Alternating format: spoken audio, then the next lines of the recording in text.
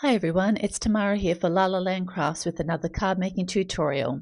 This week I'm using the new release image Flying Witch Marci plus some of the new dies and stencils from the new release. I'll be doing some Copic colouring of Marci, some ink blending of the scene, and then a card making construction video. So I'll get started with the colouring. So I've grabbed out a piece of Copic XPress It Cardstock, my Misty, and I've taken out my rubber mat from inside as Marci is a rubber back stamp. We'll just attach her to the front of the Misty, and with my Memento Tuxedo black ink, I'll give her a stamp up, pop her in and give it a good rub down to make sure we get a nice impression. And I always like to double stamp or triple stamp just to make sure that you're getting a nice clear impression for the Copic colouring, because it does help with keeping everything in order. I'll put some music on now while I do the colouring, and we'll come back in with the card making tutorial.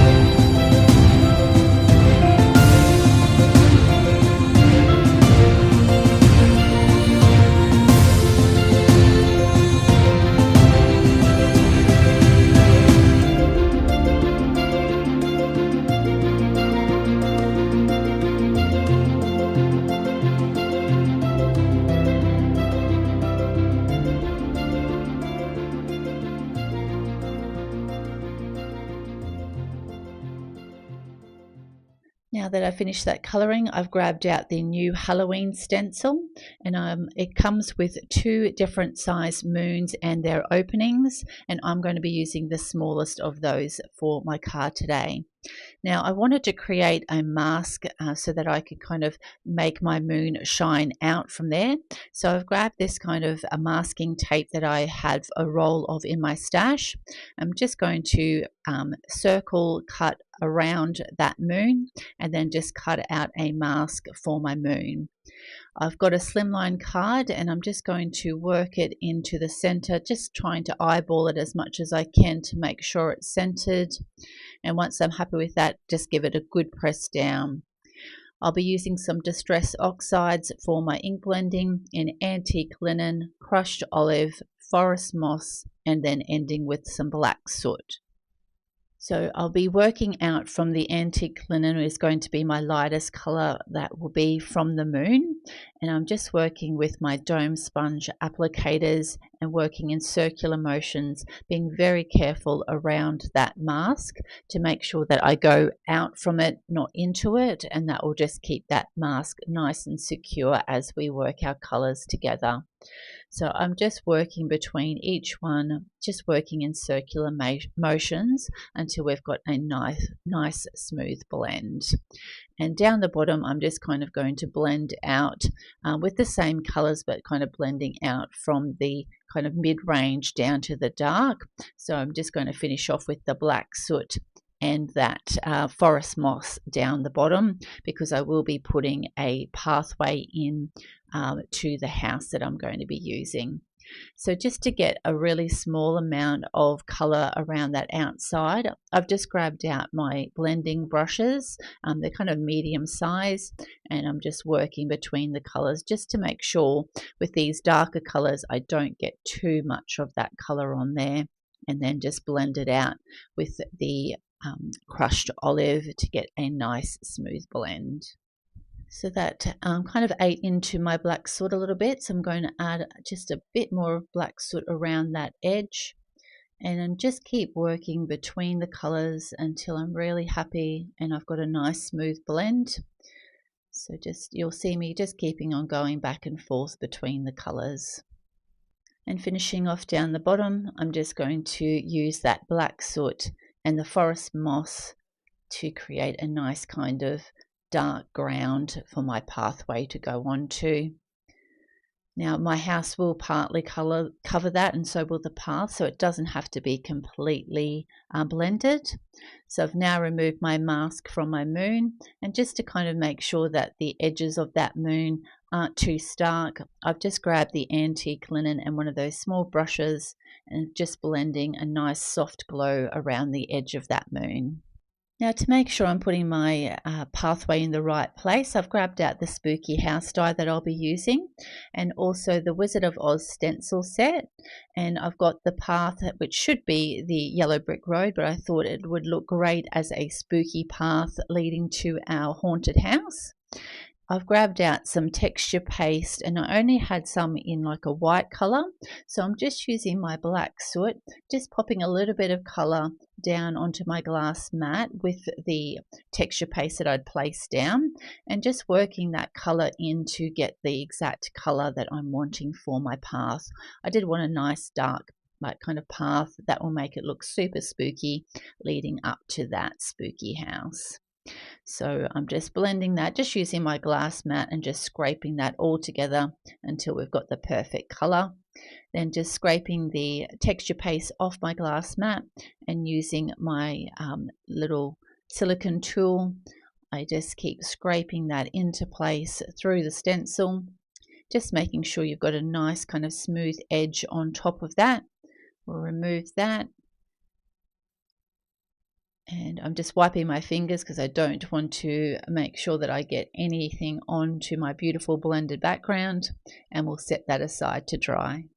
Now I just thought I'd show you really quickly how I blended out the spooky house. It's very much the same as how I did the background, so I've really sped through this, but I just wanted to give you a general idea of how I blended the colors together on the actual house, just again working between each color until I had a nice smooth blend. Now I've grabbed out my die cutting machine, and I've also grabbed out the shim because the gates are a little bit kind of intricate, so I just wanted to make sure that I got a nice clean cut. So I found using the shim just made it super easy to get a beautiful clean cut with that gate die. So I've just run that through my die cutting machine, and you can see how easily these all pop out, and also the little inserts. So again, I'll just speed through the ink blending. I've just kind of left them quite shiny on the top, and then just worked kind of the darker color, so it looked like they used to be kind of gold gates, and then I've moved up, and then they've kind of got a bit aged with time. Now for the spooky house, I've actually cut out the window and door frames in black cardstock, and I'm going to be just tracing around some brown cardstock which I'll cut out to use for my door. And for my windows, I've got some yellow cardstock that I had in my stash, just kind of tracing the size of the openings that I'll need, and just cutting around the outside, kind of leaving a good kind of little amount on each side so that I can glue that in place. And you know that it's going to be just that little bit bigger, but not too big behind our panel. So I've now putting the glue on the back around each of those openings, and just sticking all the items in. So we've got our round dot, and I just realized I haven't stuck that down properly, and just the window, the curved window, and I didn't have quite enough glue there, so I've just added a little bit more. And with the other two openings, we'll pop those two circles in place. Now we'll just use, I'm just using my zig because these are quite intricate and they're having to kind of fit on another piece of cardstock, and I just wanted to make sure that no glue kind of seeped out once I had them in place. So I'm just kind of lining them up and just giving them a good push down until that glue caught. And we'll do the same with the rest of our windows, just attaching them in place.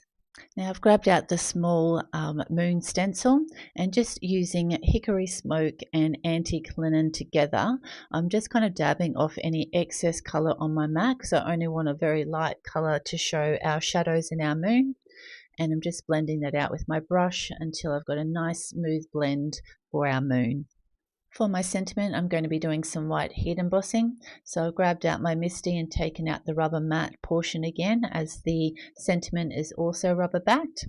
Just prepping my cardstock with my anti-static powder tool, and using my Versamark ink will give that a stamp up. Grab out my white heat embossing stupendous powder and sprinkle that over the top of our sentiment until we've got a nice coverage. So I normally do it 1 or 2, 3 times and just tap off any excess. Now when sometimes I do get a few kind of flyaways, sometimes you do get that even using that anti-static powder tool, I just use kind of a slotted paintbrush just to get rid of any excess particles that might have built up around that sentiment, because you don't want them kind of getting melted once we go through now with our heated heat gun and get our sentiment all nice and melted. So I've set that aside to dry and give it a quick wipe over once that's dry with my cloth. I've grabbed out my tonic trimmer, and I'm just going to now just trim this into a strip, just making it nice and close to each of the edges of the sentiment. So we'll just give that top a slice, and then just the very last edge, and now we've got the perfect sentiment strip for our card.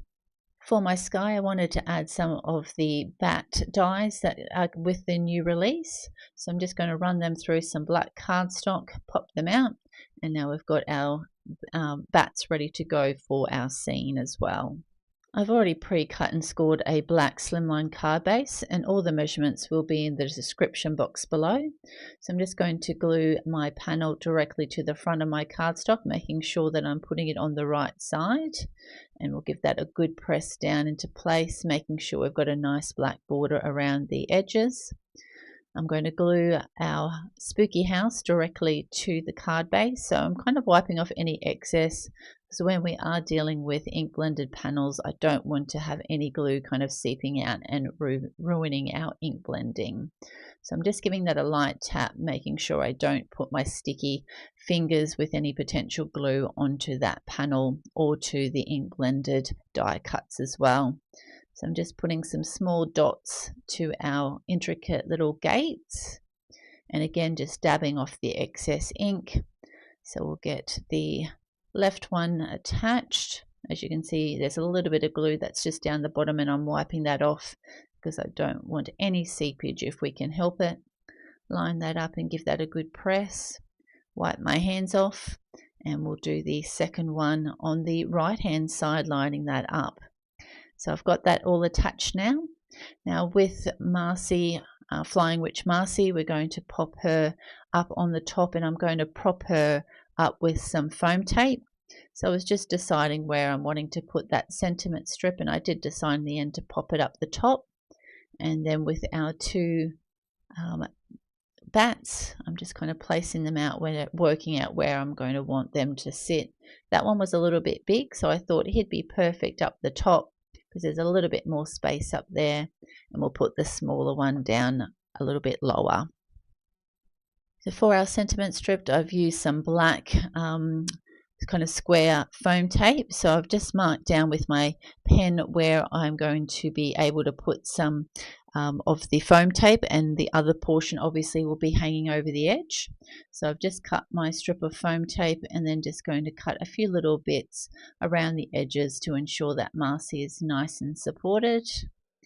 So that was a little bit big, so I've just trimmed that down and pop it on the rest. Take off the release paper, and we'll get her attached.